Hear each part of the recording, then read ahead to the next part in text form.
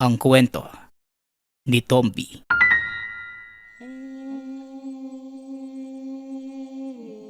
Ang kwentong ito ay hango sa totoong buhay.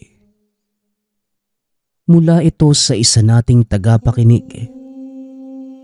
Karanasan ito ni Jomari. Walang eksaktong taon. Probinsya ng Capiz. Nang mga panahong ito, nasa edad 17 itong si Jomari. Naninirahan kasama ang mga magulang. Huminto na sa pag-aaral dahil walang kakayanan ang mga magulang para pag-aralin ito sa kolehiyo. Bilang panganay na lalaki, si Jomari ang naging katuwang ng ama sa kanilang hanap buhay. Napagawa ng muebles na yantok at kawayan. Tuwing Sabado naman, pumapasok sa kagubatan ang binata para manguha ng yantok at kawayang ginagamit sa paggawa ng mga kasangkapan. Mag-isa niya itong hinahakot sa tulong ng alagang kalabaw. Ibinababa niya ito sa bayan kung saan sila gumagawa. Mahusay sa paggawa ng muebles ang ama ni Jomari, kaya hindi ito nawawalan ng parokyano. Karamihan sa mga ito mula sa ibang bahagi ng probinsya, maging sa Maynila. Madalas sumasama si Jomari sa paghahatid ng mga gawa ng ama, at ito ang naging dahilan ng lubusang pagbabago ng buhay. Bilisan mo na, Jomari. Nag-aantay na ang sasakyan. Siguraduhin mong makuha mo yung buong kabayaran bago umalis, ha?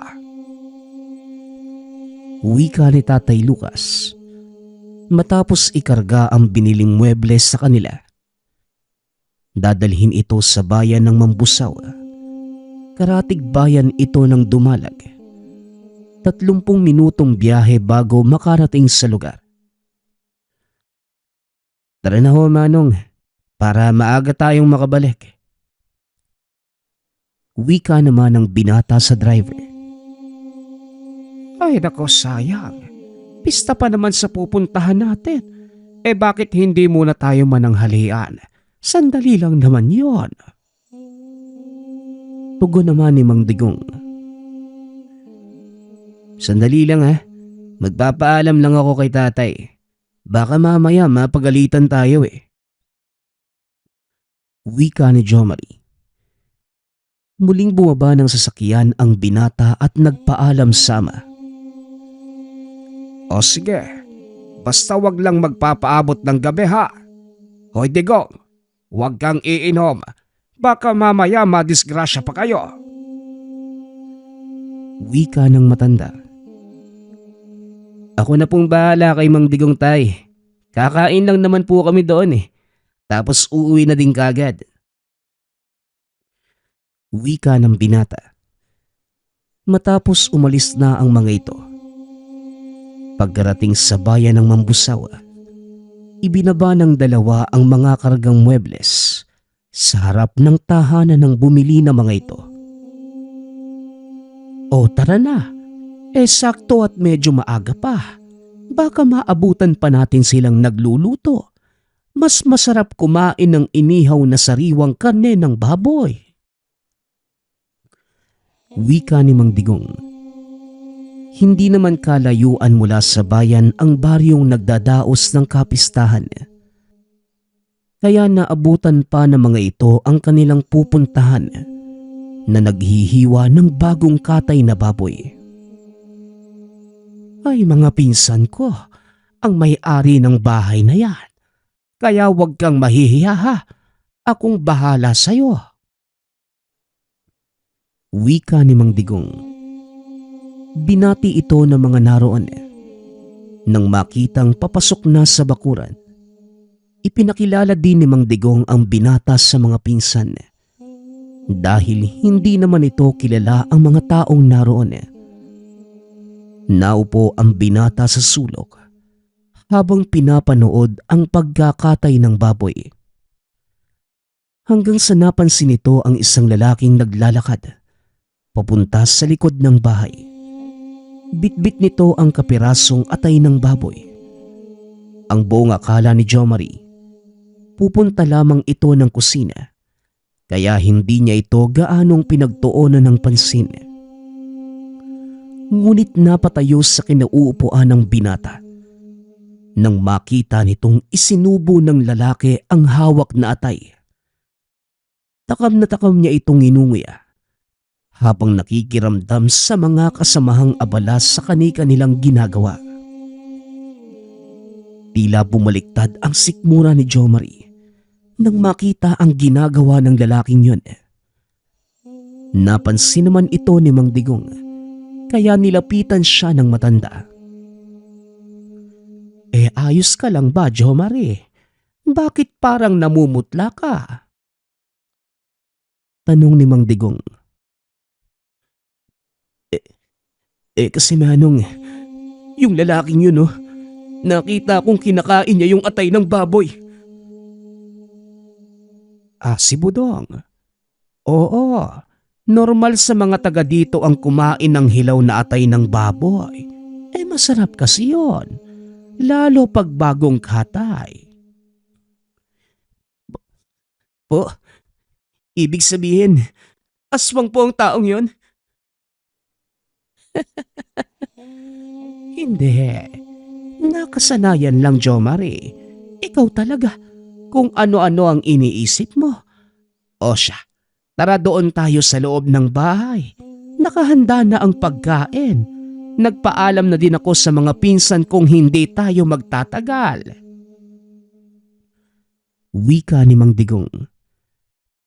Pumasok ang dalawa sa loob ng tahanan. Noong una ay nahihiya pa si Jo Marie dahil sila lamang ang kakain sa lamesa.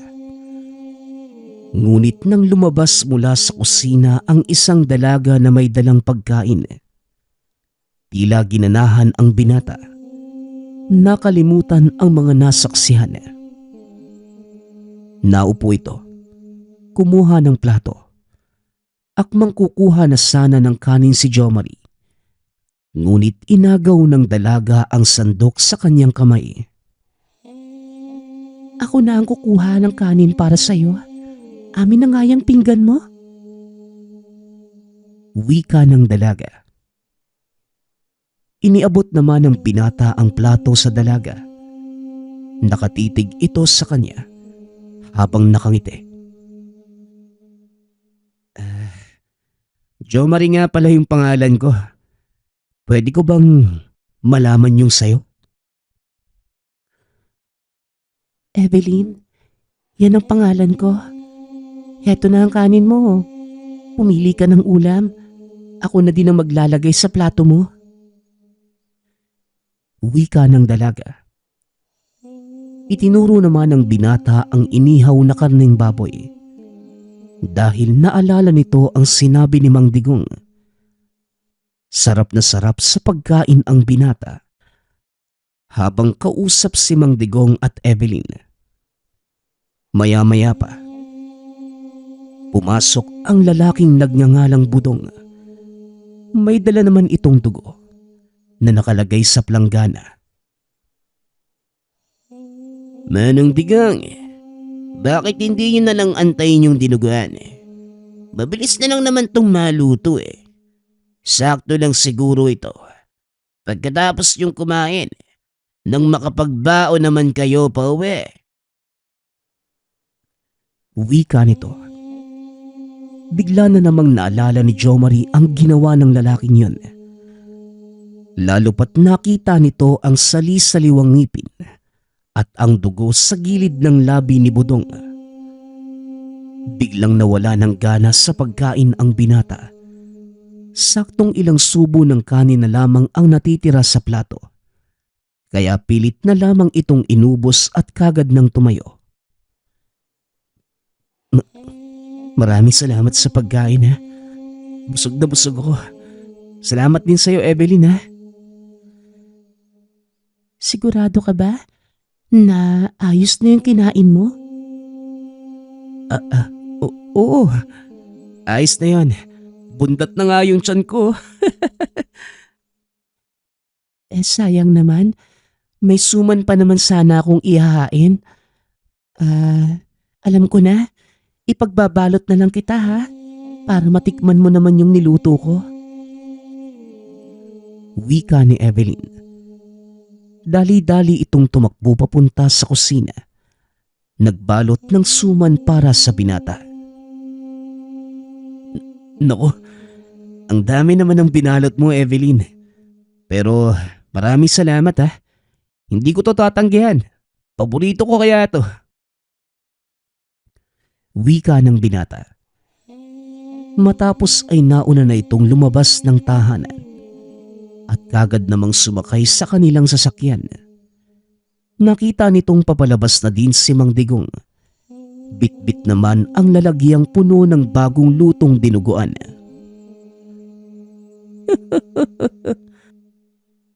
Ibang klase talaga itong mga pinsang ko.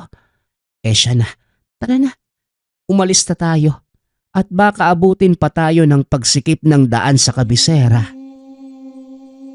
Wika ng matanda. Sabay paandan ng sasakyan.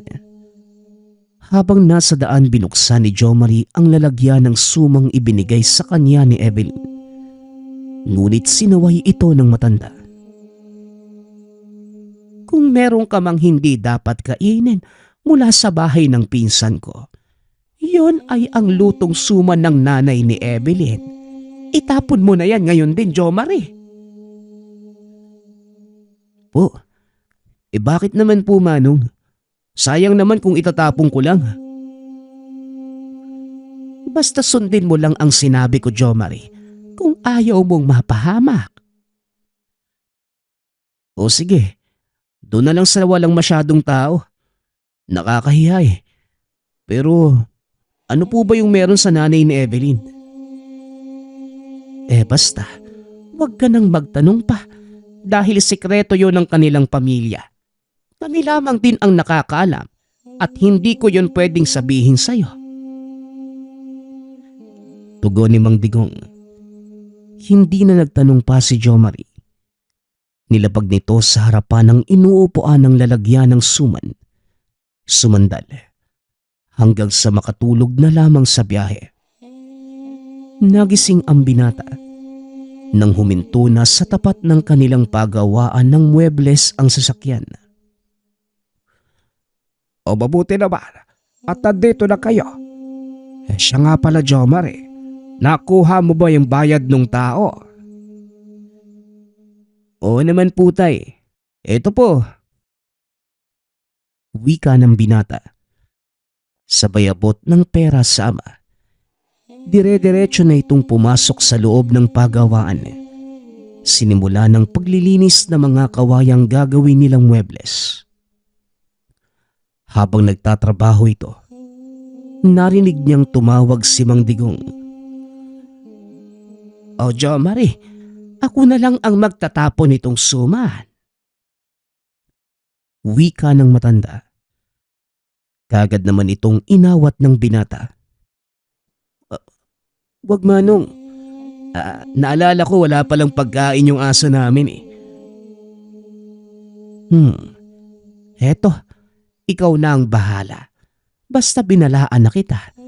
Sige na't mauuna na ako at kailangan ko pang linisin tong sasakyan. Punong-puno na ng putik eh. Wika ng matanda. Nawaglit na sa isipan ni Jomari ang mga pangyayari sa pinuntahang lugar. Dahil naging abala ito sa pagtatrabaho. Nagpaalam ang amang pupunta sa bilihan ng pako dahil kukulangin ang kanilang mga kagamitan. Naiwang mag-isa ang binata. Nakaramdam ito ng pagod. Naganap ng makakain sa kusina ang binata. Ngunit walang niluto ang ama.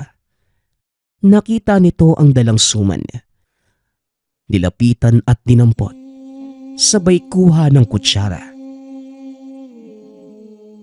Ano kaya yung sinasabi ni Manong Digong? Bahala na. Nagugutom na talaga ako eh. Wika ng binata sa sarili. Halos maubos nito ang laman ng lalagyan. Muli itong tinakpa ng binata, sabay tayo.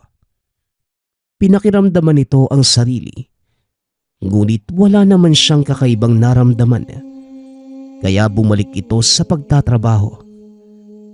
Kinagabihan, dahil sa sobrang pagod, maagang nakatulog ang binata.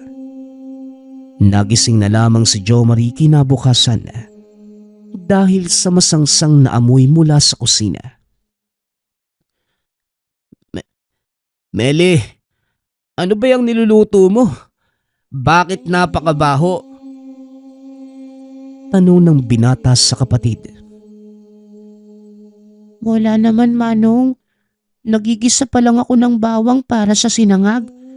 Anong mabaho sa bawang? Lagi mo ngang inaamoy yung sandok kapag ikaw yung nagluluto. Ewan, basta ang baho.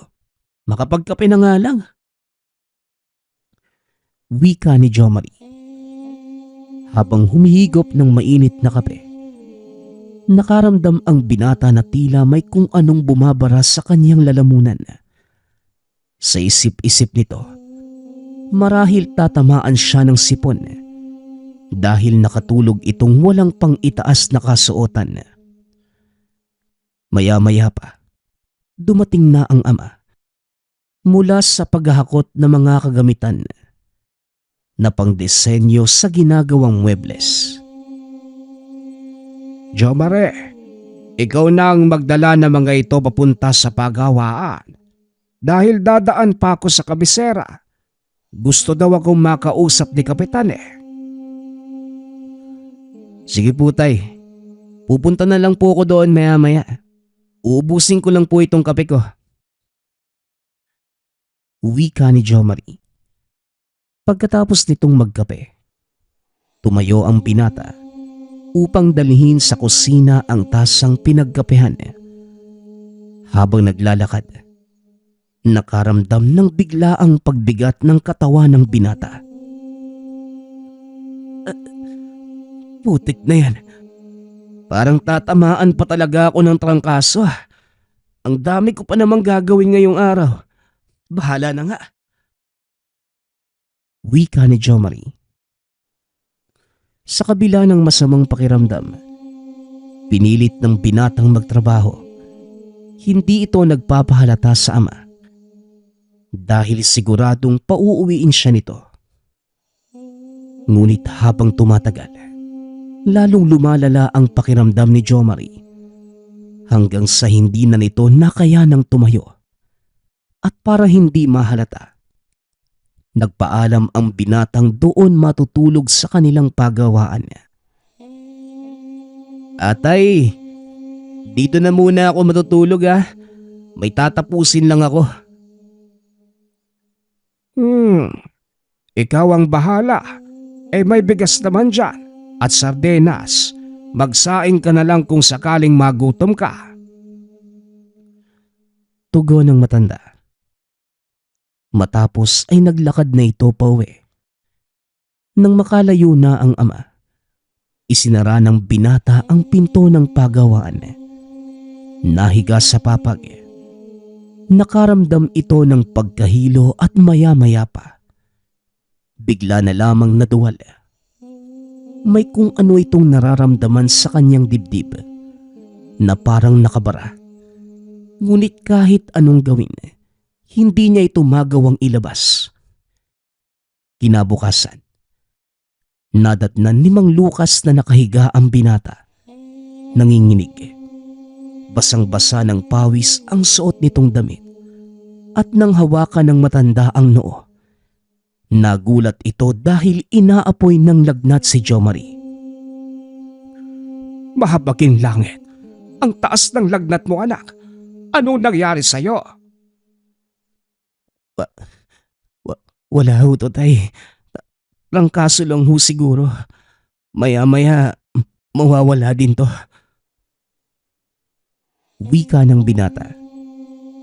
Pinilit pa nitong tumayo. Naglakad palabas ng pagawaan. Ngunit nang masinaga ng araw ang mga mata, Bigla itong napapasok na tila takot na takot. Isinara pa nito ang pinto at muling nagtalukbong ng kumot. Hindi na tayo magbubukas ngayong araw. Isusugod kita sa ospital. Sandali lang at ipapatawag ko si Mang Digong. Wika ng matanda. Maya-maya ay dumating na ang sasakyan. Isinugod ng mga ito si Jo Marie sa pagamutan. Sinuri ng mga doktor ang kalagayan ng binata. Ngunit wala naman silang nakitang mali. Bukod sa napakataas nitong lagnat. Binigyan lamang ito ng gamot ng doktor. Sinabihang manatili sa ospital para maobserbahan ang kalagayan. Sinunod naman ito ng binata sa pag-asang trangkaso lamang ang nararamdaman. Buong araw itong nanatili sa ospital at kinabukasan.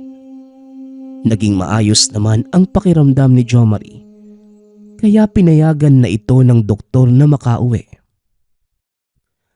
Pagkarating sa tahanan, nagpalit lamang ng damit ang binata. Nagpunta na sa pagawaan upang magtrabaho.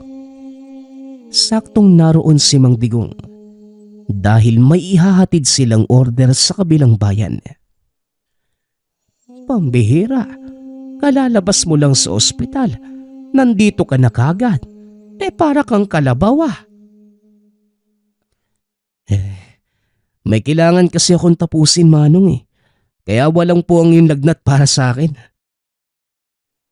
Wika ng binata. Ito ang isang bagay na hinahangaan sa kanya ng ama. Dahil napakadedikado nito sa trabaho. Hindi mo makikitang nagpapahinga ang binata. Lalo na kapag may hinahabol itong gawain. Kung ako sa'yo anak, ipahinga mo na muna yung katawan mo. Baka yan yung maging dahilan ng paglala ng kondisyon mo, Jo Marie. Sinabi ng wala to tay. Bakit ba ang kulit nyo? May kailangan akong tapusin, kaya hayaan nyo ako magtrabaho. Nagulat ang dalawang nakakatanda sa naging tugon ni Jo Marie. Maging ang kilos ng binata, nakapagtataka na rin. Oo siya, sige. Sige na't hindi na ako mangungulit. Maiwan ka na muna dito at ako na lamang ang sasama kay Digong. Pasensya na po kayo kung medyo napataas yung boses ko tay ha. Sige po, ako na po muna yung bahala dito. Wika ng binata. Nang mga sumunod pang araw, lalong naging malala ang pagiging bugnuti ni Jo Marie. Madalas na din itong nakikita ng amang kinakausap ang sarili. At ang pinakamalalang ginawa ng binata, nangat-ngatin ito ang kakahakot pa lamang na kawayan. Nakita din ito ni Mang Digong, kaya nagduda na kagad ang matanda sa biglaang pagbabago ng ugali ni Jo Marie. Ano bang nangyayari kay Jo Marie? Hindi ko maintindihan kung ano ang ginagawa ng batang yan sa sarili. Kayo ang madalas na magkasama, Manong Digong. Ano ba? Nag-aadik ba yung anak ko na yan? Sa palagay ko, hindi droga ang dahilan ng pagkakaganyan ni Jo Marie, Lucas. May mas malala pang dahilan at ayoko sanang isipin. Pero base sa mga ipinapakita ng batang yan, mukhang biktima ng yanggaw si Jo Marie. Teka, matanong ko lang, ano ang ginawa niya sa dalang suman nung galing kami sa Mambusaw? Sa pagkakaalam ko kinain niya yon. Kasi nakita ko na lang yung lalagyang nakapatong sa mesa. Wala nang laman. Wika ni Mang Lucas. Dito na nakumpirma ni Mang Digong ang hinala. Hindi nga ako maaaring magkakamali. Ayoko sanang isipin ito. Pero mukha ngang nayanggaw si Jo Marie, Lucas. Kasalanan ko ito. Hindi ko na lang sana isinama ang batang yan sa bahay ng pinsang ko. Paano nangyari yon? Bakit aswang ba ang pamilya mo, Manong? Hindi aswang ang pamilya ko, ngunit ang napang-asawa ng pinsang kong si Onyo. Malakas ang sabi-sabi sa pinagbulan nilang bayan na aswang ang pamilya nila. Ang anak ni Onyok na si Evelyn ang nagbigay ng suman kay Jomari na niluto naman ng kanyang ina. Mga walang hiya talaga sila. Yanggaw, totoo ba yung mga yon? Pasensya na Manong ha, pero hindi ako naniniwala sa mga ganyan eh. Ngayon, maniwala ka Lucas. Dahil ako mismo ang nagsasabi sa iyo, totoo ang mga aswang. Kung sakaling totoo man ang sinasabi ninyo, ano ang pwede nating gawin? Dalawang bagay Lucas. Una, humanap tayo ng manggagamot na may kakayanang magtanggal ng yanggaw sa anak mo. Ikalawa, patayin ang aswang na naglagay sa kanya nito. Saan naman tayo hanap ng taong may alam sa ganito? Sa Tapas, may kilalang manggagamot doon. Ayon sa mga tao, ilang beses na siyang nakapagpasukan ng yanggaw. Bakit hindi natin subukan? Kailangan mong magpasya kagad. Dahil kung sakaling totoong yanggaw ito, huwag na nating antayin pa na kumapit ng husto sa katawan ng anak mo. Pag-uusap ng dalawang matanda. Pinag-isipang mabuti ni Mang Lucas ang sinabi ng kaibigan. Dahil hindi biro ang pinagdadaanan ng anak. Sa paglipas ng mga araw, lalo pang lumalala ang kalagayan nito. Sige na Manong, dalhin natin sa manggagamot ang anak ko. Wala namang mawawala kung susubukan, hindi ba? Wika ni Mang Lucas. Kaya ng araw ding yun, isinakay ng dalawa si Jomari sa sasakyan. Dinala sa bayan ng Tapas. Pagkarating sa bahay ng manggagamot, nakita nilang napakadaming tao ang nakapila. Magdidilim na ng mga oras na yun at patuloy pa din sa pagdagsa ang mga pasyente. Nako, mukhang wala tayong pag-asang makasingit ni Gong. Bumalik na lang kaya tayo sa susunod na araw. Hindi Lucas, mag-antay ka lang. Wika ni Mang Digong. Maya-maya ay isang matandang babae ang lumabas sa bahay. Nakatitig ito sa kanilang kinaroroonan. Naglakad ito papunta sa kanila. Kinatok ang pinto ng sasakyan. Anong ginagawa nyo dito sa labas? Matagal ko na kayong hinihintay. Bakit ngayon nyo lang dinala dito? Wika ng matanda. Nagtataka ang dalawa sa sinabi ng matanda. Kapwa nakatulala ang mga ito. Nagbalik lamang sa ulirat. Nang kalampagin ng matanda ang pinto ng sasakyan. Dali-daling ibinaba ni Mang Digong ang binata. Inalalayan ito papasok ng tahanan. Nagsipagtabi naman ang mga taong nakaharang sa daan. Pagkarating sa loob ng bahay, pinaupo si Jomari sa mahabang bangko. Inusisa na matanda ang kalagayan nito. Dinama ang pulso ng binata. Kinausap ang dalawang nakakatanda. Matagal nang nararamdaman ito ng anak mo. Pero bakit ipinagsawalang bahala ninyo? Teka, paano po ninyong nalaman na darating kami? Saka bakit po ninyo alam na matagal nang nagkakaganyan si Jomari? Ang ayoko sa lahat, yung sinasagot ng tanong yung tanong ko. Bakit hindi nyo kagad dinala dito ang binatang ito?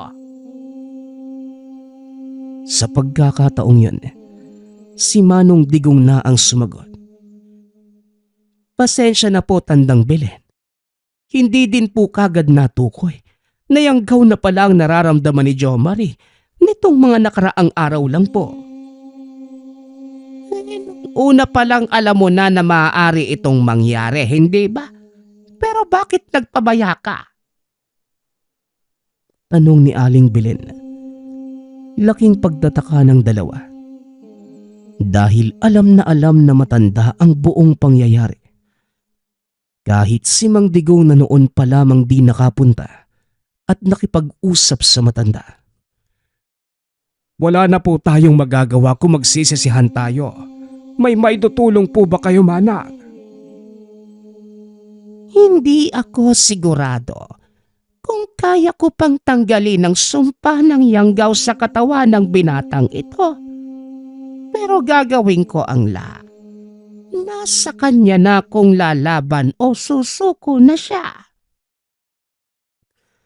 Wika ni Aling Belen. Matapos isinagawa na nito ang unang proseso ng panggagamot, ito ay subukang palabasin ng yanggaw gamit ang pagpapainom ng katas na makabuhay. Habang pinapainom ni Aling Belen, pilit itong nanlalaban. Anak na, ang pait. Ano ba yung pinapainom mo sa akin, tanda? Apdo ba ng ahas yan? Tanong ng binata. Ngunit ang ikinagulat ni Mang Lucas, hindi na ito ang boses ng anak. Oo, mapait talaga ang makabuhay. Kaya tiisin mo lang, iho. Kung gusto mong mamuhay ng normal at matanggal yang sumpa sa katawan mo. At kayong dalawa naman, wag na wag kayong magsasalita o sasagot sa anumang sasabihin ng binatang ito. Kaming dalawa lamang ang magkausap. Tugon ni Tandang Belen. Nanahimik lamang ang dalawang matanda sa isang sulok habang pinapanood ang ginagawa ng matanda. Tay, bakit niyo ba ako dinala dito? Hindi naman ako naingkanto eh. Oo, hindi ka naman talaga naengkanto. Yanggaw ka lang. Maliit na bagay. Maupo ka muna. Tignan natin kung makikinig ang nilalang sa katawan mo. Baka sakaling kusang lumabas. Tugon ng matanda. Matapos ay nagpunta ito sa kanyang kusina upang magsindi ng tabako. Naupo ito sa harapan ng binata habang pinakikiramdaman ang reaksyon ng katawan nito. Maya-maya ay nagsimulang maduwal si Jo Marie. Naglabas ito ng malapot na likido. Dali-daling tumayo si Tandang Belen. Hinawakan sa batok ang binata habang nakayuko. O anong hinihintay niyo? Huwag kayong tumunganga dyan. Kunin mo yung planggana. At ikaw naman, hawakan mo ang kamay ng anak mo. Wika ni Tandang Belen. Unti-unti nang dumadami ang mga nakikiusyoso. Kaya ipinag-utos nitong isara ang pinto. Ilang segundo pa ang nakalipas. Nag-iba na ang kulay ng inilalabas na likido ni Jo Marie sa bunganga. Mula sa malapot na kulay puti, naging kulay pula ito na parang dugo. Tuloy-tuloy lamang sa pagduwal ang binata. Hanggang sa muling mag-iba ng kulay ang isinusuka nito. Sa pagkakataong yon, naging kulay itim at tila may kung anong dumudungaw sa bibig. Aling Belen, ano ang bagay na yan? Wika ni Mang Lucas. Yumuko si Aling Belen upang tignan ang sinasabi nito. Nanlaki ang mga mata ng matanda. Dahil isang itim na uwak ang lumalabas sa bunganga ng binata. Kumpleto na ang balahibo nito at handang-handa ng lumipad. Sa pilitan itong hinatak ni Tandang Belen habang nag-uusal ng mga dasal. Napapasigaw pa ang matanda dahil tila nanlalaban ang hawak nitong nilalang. Maya-maya pa, tuluyan ang nilabas ng manggagamot ang ibon. Inihampas ito sa sahig. Tandang Belen, ligtas na po ba ang anak ko? Panahon lamang ang makakapagsabi sa kondisyon ng ibon na lumabas sa katawan ng anak mo. Magpasalamat na lang tayo dahil nagawa pa niyang ilabas yon. Tugon ng matanda. Bagaman nangangamba, nakita ni Mang Lucas ang unti-unting pagbabalik sa dati ng itsura ni Jomari. Pawis na pawis ang binata at nangihina. Halos hindi rin maidilat ng binata ang kanyang mga mata. Ilang sandali pa, nagkamalay na ito at nanghingi ng tubig. Palatandaan na unti-unti nang bumubuti ang kondisyon ng kanyang katawan. Ligtas na ang anak mo. Wala na tayong dapat alalahanin. Ngunit dahil sa pangyayaring ito, maaaring mabuksan ang ika-6 na pandama ng binata. Kaya dapat kayong maghanda. Heto, ipasuot nyo sa kanya ang habak na ito. Huwag niyong ipapatanggal. At dalhin nyo na din ang lanang ito pa uwi. Isang bagay pa nga pala. Maaaring balikan ng nangyang-gawang binata. Sa pamamagitan ng lana, malalaman nyo kung may aswang sa paligid dahil kusa itong kukulo. Wika ni Aling Belen. Matapos ang ilang panuto, nagpaalam na ang tatlo. Sobrang saya ni Mang Lucas dahil nagawa pang agapan ang sumpang pumasok sa katawan ng anak. Sa pagdaan ng mga araw, unti-unting nanumbalik sa dati ang sigla ni Jomari. Kagaya ng sinabi ng matanda, nabuksan nga ang ika-6 nitong pandama. Madalas nakakakita ng mga nilalang si Jomari, lalo na kapag nagpupunta ito sa kagubatan upang manguha ng kawayan at yantok. Dahil na din sa taglay nitong katapangan, unti-unti nang nasanay si Jomari sa bagong katauhan. Madalas ay nakikipag-usap na ito sa mga elemento at ang mas nakakagulat pa, nang minsan itong mag-uwi ng napakadaming bungang kahoy.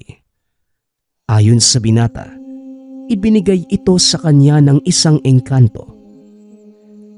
Nagpatuloy ang ganong pangyayari sa buhay ni Jomari hanggang sa muli itong nakaramdam ng kakaiba sa katawan. Ibinalik nila ito kay Tandang Belen upang matignan. Nagulat ang matanda sa naging resulta ng pagtatawas. Walang hiya talaga yung aswang na nangyayanggaw sa'yo, iho. Pilit ka talaga niyang kinukuha. Po, kinukuha. Ano po bang ibig niyong sabihin, Nanang Belen? May malalim na pagtingin sa'yo yung aswang na ito. At sa ganitong sitwasyon, hindi siya titigil hanggat hindi ka napapasa kanya. Sandali lang. Hindi pwede ang sinasabi mo, Tandang Belen. Kilala ko ang aswang na nangyayanggaw kay Jomari at hindi maaaring magkagusto ang babaeng yun sa kanya. May asawa at anak na yon at hindi hamak na mas matanda. Hindi ko naman sinasabi na yung nanay, kundi yung anak niyang dalaga. Tugon ng matanda.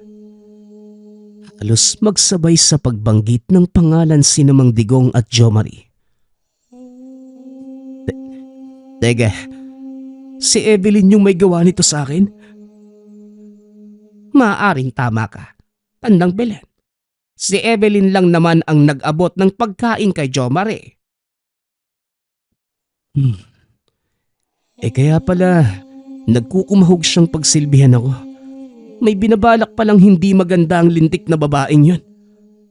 Pwes sumanda siya. Dahil sasabihin ko sa kaibigan ko ang ginawa niya sa akin. Kaibigan? Sinong kaibigan naman yun, Jomari? Tama po ang sinabi niyo, Nanang Belen. Nabuksan nga ang ika-6 na pandama ni Jomari. At ayon sa kanya, may kaibigan siyang mga engkanto. Talaga ba? Bakit hindi ko sila? Nanlaki ang mga mata ng matanda nang makita ang malaking nilalang na nakapulupot sa binti ng binata. Para itong malaking bulate kung titignan, ngunit punong-puno ng mata ang katawan at napapalibutan ng matatalas na ngipin ang bunganga. Maliban sa nilalang na yon, may isa pang nakakatakot na elemento ang nakatayo sa likod ng binata. Isa itong agta. At paano mong nagawa na makipagkaibigan sa mga engkanto sa ganun kaiksig panahon, iho? Pambihira. Ikaw pa lang ang nakita kong nakagawa niyan. Ang kailangan lang po, ipakita nyo sa kanila na ginagalang nyo sila at hindi kinakatakutan. Yun lang naman po yung ginawa ko eh. Nagulat na lang po ko na lagi na silang nakabuntot sa akin. Saka, eto nga pala Nanang Belen oh. Salamat sa habak na yan. Pero hindi ko nakakailanganin yan. Mukha nga. Malalakas na nilalang na ang nakapaligid sa'yo, Jomari. O siya, Ano pang iniintay ninyo? Magsipaglayas na kayo. Dahil marami pa akong gagawin. At siya nga pala, Jomari. Parusahan mo ng husto yung aswang na yon, ha? Bago kayong mag-alala. Ako na po yung bahala sa kanya Nanang Belen. Maraming salamat ho. Tugon ng binata. Pagkarating sa tahanan, muling kinausap ni Mang Lucas si Mang Digong. Kinumpirma nito kung totoo ang sinasabi ng matanda. sigurado ka ba sa sinasabi ng matandang yon, Manong Digong? Ang hirap namang paniwalaan na nadikit ang pamilya mo sa mga aswang at nagawa pa nilang yang gawin ng anak ko. Ikaw na din mismo yung nakarinig, Lucas. Totoo ang lahat. Noong una hindi rin ako makapaniwala. Pero wala na ako magagawa. Dahil nakuha na ng ina ni Evelyn ang pinsang ko. Hindi na namin sila mapaghihiwalay. Tugon ni Mang Digong. Kasalukuyan silang nasa paggawaan ng muebles. Nasa labas sa mga ito. Habang si Jomari naman ay nasa loob. Abala sa ginagawa. Nang bigla itong tumayo at sinigawan ang dalawang matandang pumasok. Bakit, Jomari? Anong nangyayari? Mamaya ko na po ipapaliwanag. Pumasok na kayong dalawa ni tatay.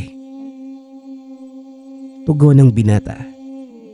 Maya-maya pa ay nagpakita ang kapatid ni Jomari na si Meli. Manong, may naghahanap po sa'yo. Sinamahan ko na lang dito sa pagawaan dahil hihintayin ka daw niyang makauwi eh. Kilala mo po ba siya? Nanlaki ang mga mata ni Mang Digong nang makita ang kasama ng kapatid ni Jomari. Evelyn, anong ginagawa mo dito? Paano mo natunton ang lugar na ito? Huwag kang makialam dito, Tiyo Digong. Hindi ka dapat nakisali sa ginawa ko.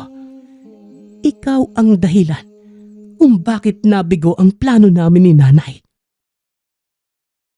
Pinigilan lang kita dahil hindi tama ang ginagawa mo. Kagaya ng ginawa nyo kina tatay at nanay noon. Pero hindi kayo nanalo, di ba? Wala din kayong nagawa. Nanaig pa din ang kagustuhan nilang magsama. Tugon ng dalaga. Akmang lalapit na sana si Mang Digong sa dalaga nang bigla itong hawakan ni Jomari sa balikat. Diyan ka lang ho, Manong. Ako nang bahala dito. Wika ng binata. Dumampot ito ng kapirasong kawayan. Naglakad papunta kay Evelyn. Ikaw ang sadya ko dito, Jomari. Sasama ka sa akin. Sa ayaw at sa gusto mo. Nananaginip ka yata, Evelyn eh. Pakiusap lang. Umalis ka na dito. Hanggat kaya ko pang pigilan ng mga kaibigan ko. Dalawa lang naman ang pagpipilian mo, Jo Marie.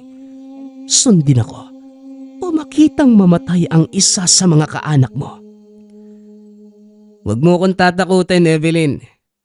Kagaya ng sinabi ko sa'yo, hanggat kaya ko pang pigilan ng mga kaibigan ko, umalis ka na. Alam mo, nangihinayang ako sa'yo, Jo Marie.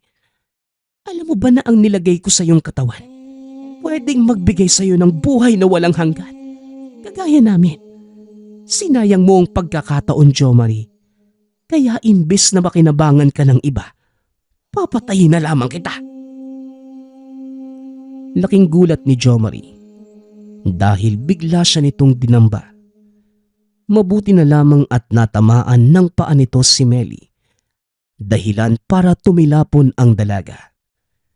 Nakipagbuno ang binata kay Evelyn, ngunit napakalakas nito, kaya hindi niya magawang makatayo. Marahang itinupi ni Jo Marie ang tuhod, sinipa sa tiyan ang dalaga, dahilan para humagis ito sa gitna ng kalsada. Babalaan lang kita ulit, Evelyn. Umalis ka na! At bakit? Anong pinagmamalaki mo? Si Tio Digong? Walang magagawa ang taong yan. Mahilig lang naman siyang makialam eh. Pero wala siyang kakayanan na humarap sa kinalabasan ng ginawa nila sa aking ama. Wala akong kinalaman sa hidwaan niyo. Bakit mo ba ako dinadamay? Nagkataon lang na malapit ka sa traidor kong tiyuhin. Pero ang totoo, Jo Marie, gusto kita. Kaya ako nandito para kunin ka. Pasensya na, Evelyn, pero hindi ako sasama sa'yo. At subukan mo pa ulit na sakta ng isa sa mga kaanak ko. Pagsisisihan mo at ng buo mong angkan. Pag-uusap ng dalawa. Ngunit hindi pa rin nakinig ang dalaga. Sinugod nito si Jo Marie. Muling sinunggaban. Sa pagkakataong yun, hinampas ito ng binata sa ulo ng hawak na buho ng kawayan. At talagang mapilit ka, ha? Pwes pasensyahan tayo. Ikaw ang may kagustuhan nito, kaya walang sisihan. Wika ni Jo Marie. Biglang lumabas sa lupa ang malaking nilalang.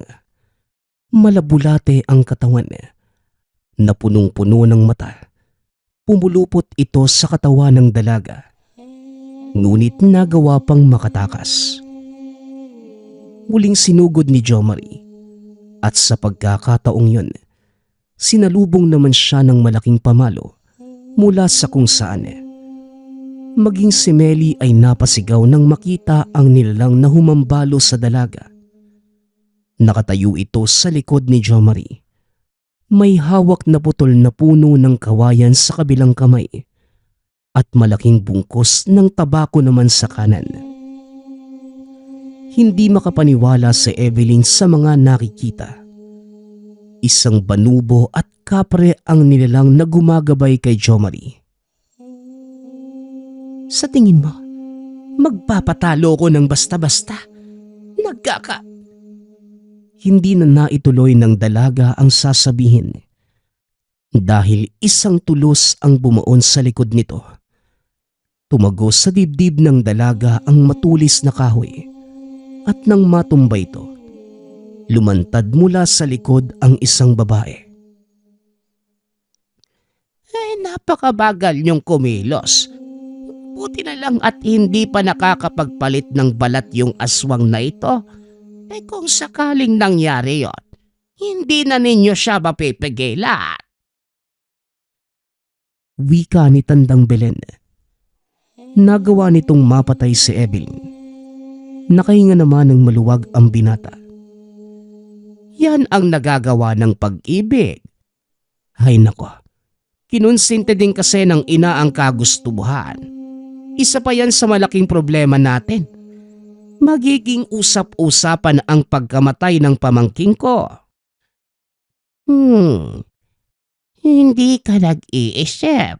Sa tingin mo, paano akong makakarating dito kung walang nagsabi sa akin ng mga mangyayari?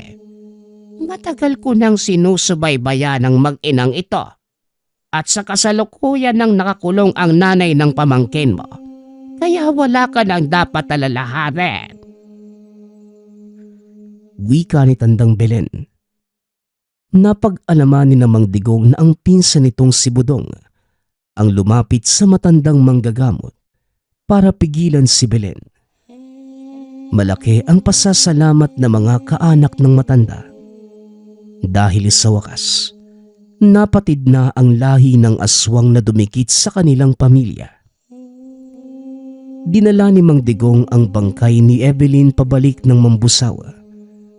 Sumama si Jomari at Mang Lucas para na din makausap ang pamilya ng dalaga. Ikinalulungkot ko ang nangyari kay Evelyn, ngunit ito lamang ang paraan para mapigilan siya sa kahibangan niya. Wika ni Mang Digong habang kausap nito ang ilan sa mga kaanak. Ang inaalala ko ngayon, kung sakaling malaman ng partido ng nanay ni Evelyn ang nangyari, siguradong hindi sila mapipigilan. Gaganti at gaganti ang mga yon. Wika ni Budong. At tila nagdilang anghel ito dahil ilang araw lang ang nakalipas. Habang ibinuburol ang dalaga, nagsidatingan ang mga kaanak nito. Sinugod sina Jomari sa paggawaan ng muebles. Oy bata, ikaw ba ang binatang dahilan ng pagkamatay ng pamangkin namin? Siya naman ho ang nagsimula nito at wala akong pinagsisisihan sa nangyari. Sila ang may kasalanan kung bakit nangyari yun sa kanila. Aba, malakas ang loob mo bata. Pero humanda ka dahil hindi kami titigil hanggat hindi kami nakakaganti. Wika ng lalaki. Akmang aalis na sana ito nang bigla siyang harangin ni Mang Digong. May hawak itong baril at tinutok na matanda sa lalaki. Hindi na talaga kayo nadala.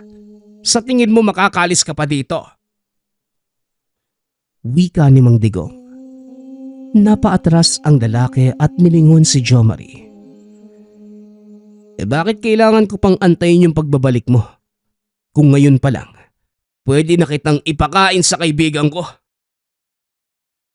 Wika ni Jomari. Lumabas mula sa ilalim ng lupa ang alaga nitong engkanto. Walang pagdadalawang isip na nilamon ng buo ang lalaki. Matapos ay muli itong pumasok sa ginawang butas. Marami pa silang darating, Jomari, kaya dapat mong paghandaan ang araw na yon. Huwag kayo mag-alala, Manong. Kagaya ng sinabi ko, hindi sila basta-bastang makakalusot sa mga kaibigan ko. Ako nang bahala sa kanila. Sunod-sunod na pagpaparamdam ng mga aswang ang nangyari sa tahanan. Ngunit wala sa mga ito ang nagtagumpay na sakta ng binata. Gayunpaman, nabalot ng takot ang pamilya ni Jomari. Kaya pinili ng binatang wakasan na ang lahat. Sa tulong ni Mang Digong, nagawa nilang makapunta sa pinagmulang probinsya ng nanay ni Evelyn. Hinanap ang ilan pa sa natitirang kamag-anak nito. Jomari, tandaan mo, nasa balwarte tayo ng mga kalaban. Isang maling galaw lang, maaari tayong maging almusal na mga yan. Alam ko po yun, Mang Digong. Huwag kang mag-alala. Hindi naman ako makikipaglaban sa kanila eh. Pero nakadepende pa din ang lahat sa magiging tugon nila. Kung sa bagay, tama ka nga naman. Pero kung hindi ba dadaan sa diplomasya, alam mo na kung sino ang uunahin. Ipanalangin na lang natin na wag humantong sa ganun, Manong. Naglakad ang dalawa papasok sa baryo ng magulang ni Evelyn. Dito sinalubong sila ng isang babae. Ngunit naging kabaliktaran ang nangyari. Nakipag-usap ang mga ito ng mahinahon. Sila pa mismo ang humingi ng kapatawaran sa ginawa ng kanilang mga kaanak. Nangako din ang mga itong hindi na muling manggagambala. Tinanggap ng pamilya ni Evelyn ang kanilang pagkakamali. Hinayaang makaalis ang binata sa baryong iyon ng ligtas. Nakahinga naman ng maluwag si Jo Marie. Tinupad ng mga aswang ang kanilang pangako. Unti-unting nagbalik sa normal ang buhay ng mag-anak. Patuloy pa din ang paggawa nila ng mga muebles at mas lalo pa itong yumabong. Naging mas kilala ang gawa ni Jo Marie hindi lamang sa probinsya, kundi maging sa ibang bahagi ng bansa. Hindi naglaon. Tuluyang minana ni Jo Marie ang kanilang negosyo. Mas lalo itong pinalago sa tulong na din ng mga taong tumatangkilik ng kanilang produkto. Lalo pang umunlad ang buhay ng binata. Nakapagpatayo ito ng sariling tahanan. Nakabili ng modernong kagamitan sa pagtatrabaho. At unti-unting napalawak ang koneksyon. Sa paglipas pa ng mga taon, maging sa ibang bansa ay nakarating na ang gawa ng binata. Lalo na ang matitibay nitong lamesa na gawa sa kahoy ng kamagong. Mas dumami ang naging kliyente nito mula sa bansang Malaysia at Singapore. Sa kasalukuyan, kilala ng negosyante ng mga mueble si Jo Marie. Naninirahan pa din sa probinsya ng Capiz ang binata. Para sa kanya, hindi nito makalimutan ang nangyari sa buhay. Lalo na nang minsan itong makainkwentro ng aswang. Sa paglipas din ng panahon, unti-unti namang nawala ang kakayanan ni Jo Marie na makakita ng mga nilalang. Ngunit nararamdaman pa din ito ang presensya ng mga dating kaibigang engkanto. Ayon sa kanya, ito ang totoong nagbigay sa kanya ng swerte. Bagaman nagkaroon ito ng masamang karanasan nung mayanggaw siya, ipinagpapasalamat pa din ito ng binata dahil tuluyang nabago ang buhay. Simula ng kainin ang suman. Nagpapasalamat nga pala ako sa lahat ng sumusuporta sa ating channel. Nawa ay patuloy niyong suportahan at pakinggan ang ating mga kwento. Hanggang sa muling pakikinig. Paalam.